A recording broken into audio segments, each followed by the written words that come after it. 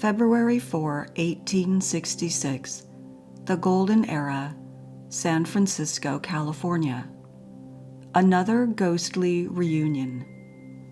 Mrs. Ada Hoyt Foy's last séance, on Tuesday evening, did not go off with the smoothness which characterized the two preceding ones. The spirits were apparently cross and inattentive. Some of them said their lessons well enough, but many made their communications in a vague, indefinite manner. The fact of Mark Twain being appointed one of the investigating committee accounts pretty much for the spiritual demoralization.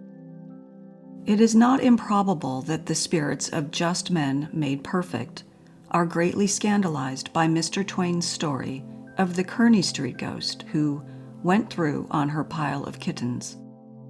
There is no doubt but that when the invisible intelligences caught sight of that countenance sitting at their festive table, they bundled head over heels out of that hall like an earthquake-scared congregation. He got no raps, but then he divided the honors of the evening with Mrs. Foy. Mr. Twain assured the audience that he was prejudiced neither for nor against spirits. He faithfully examined the table, the chairs, and the whole platform, except where the medium sat, but discovered no indications of concealed batteries or other invisible intelligences. Mr. Twain performed the functions of an investigator as well as any good citizen would have done, and at the close of his duties, which consisted mainly in being stared at by an admiring audience, he asserted that he was no wiser in regard to the matter than before, which declaration was received with rounds of applause. A German gentleman, who attempted to address some questions to his deceased friends in his native tongue, proved a source of excessive mirth to a large number of those present. It is so funny to hear a man speak German that even a refined and intelligent American audience cannot avoid roaring with laughter the moment the first syllable falls on their ears. The German gentleman asserted that certain communications he had there received were from a friend who was living, although a date had been indicated when his friend died. The German gentleman insisted on occupying the stand and making a speech, and the lady remarked that if he was allowed the platform, she left it. Some confusion ensued, but the German gentleman was finally subjugated. Brother Robinson improved the opportunity to make several short and telling speeches on the impropriety of laughing at Dutch, the necessity of keeping order, and such other subjects as from time to time presented themselves. The lady remarked that there were foolish and mischievous spirits in the world beyond, as well as in this, that if those who pretended to investigate wanted nonsense, they could have plenty of it, and that such spirits generally sought out congenial intelligences in this lower world. Regarding the communication published in England by Mr. Southern, the actor, Mrs. Foy remarked that this gentleman received his first spiritual communications through her, that 3 days afterward he again called on her, asserting that the rappings followed him wherever he went. She then told him he must be a medium. He did become a medium, and a circle was formed, called the Miracle Circle, whereat most wonderful things were performed, one of which was the writing of a letter by the spirits, each word of which was in differently colored ink. At this séance, Judge Edmonds and Professor Mapes were present. Mr. Southern, or Stewart as he was sometimes called, afterward fell into possession of some property and removed to Scotland. There spiritualism is very unpopular, no person being recognized in good society who may be suspected of a taint of such belief. So Mr. Southern, finding that the maintenance of such belief was likely to work injury to his welfare, was induced to make a public recantation, and hence the reason for his widely circulated letter. Spiritualism is a very consoling doctrine, and relieves one of a great amount of anxiety regarding his future welfare. We were at one time favorably impressed with it, but we lack faith, and have concluded to fall back on the old doctrine of hell and eternal damnation, which prejudice and early education have rendered a necessity to us. We don't feel at home without it. February 4, 1866. The Golden Era, San Francisco, California. Mark Twain among the spirits. There was an audience of about 400 ladies and gentlemen present, and plenty of newspaper people, neuters. I saw a good-looking, earnest-faced, pale, red-haired, neatly dressed young woman standing on a little stage behind a small deal table with slender legs and no drawers. The table, understand me. I am writing in a hurry, but I do not desire to confound my description of the table with my description of the lady. The lady was Mrs. Foy.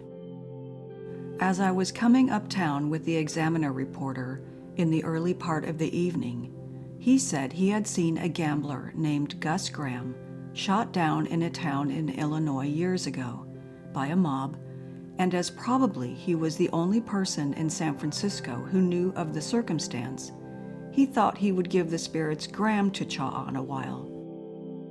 Nota bene, this young creature is a Democrat and speaks with the native strength and inelegance of his tribe. In the course of the show, he wrote his old pal's name on a slip of paper and folded it up tightly and put it in a hat which was passed around, and which already had about 500 similar documents in it. The pile was dumped on the table, and the medium began to take them up one by one and lay them aside, asking, "Is this spirit present? Or this? Or this?" About 1 in 50 would rap, and the person who sent up the name would rise in his place and question the defunct. At last a spirit seized the medium's hand and wrote Gus Graham backwards. Then the medium went skirmishing through the papers for the corresponding name, and that old sport knew his card was by the back. When the medium came to it, after picking up 50 others, he rapped. A committee man unfolded the paper, and it was the right one. I sent for it and got it. It was all right.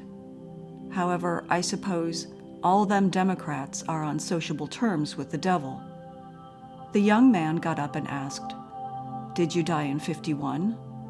52? 53? 54? Ghost. Rap, rap, rap. Did you die of cholera? Diarrhea? Dysentery? Dog bite? Smallpox? Violent death? Rap, rap, rap. Were you hanged? Drowned? Stabbed? Shot? Rap, rap, rap. Did you die in Mississippi? Kentucky?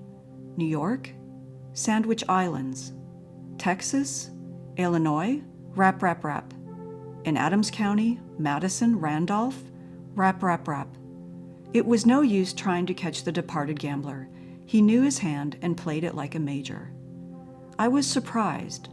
I had a very dear friend who, I had heard, had gone to the spirit land, or perdition, or some of those places, and I desired to know something concerning him.